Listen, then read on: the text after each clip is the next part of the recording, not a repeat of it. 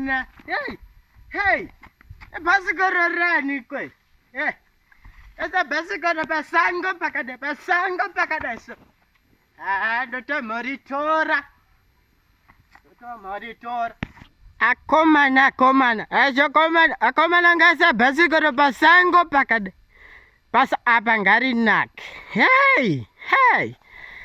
Ndotomoritora munhu yeka watokuwara. Achatomoriwani ndotomotora mbichani. Aiwa ndotomotora. Akomana. Azaiwana ngbareti. Iri mujenya. Zawira mutswanda.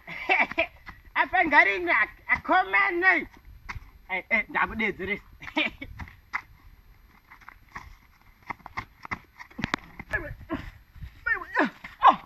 Chiboko, baiwa.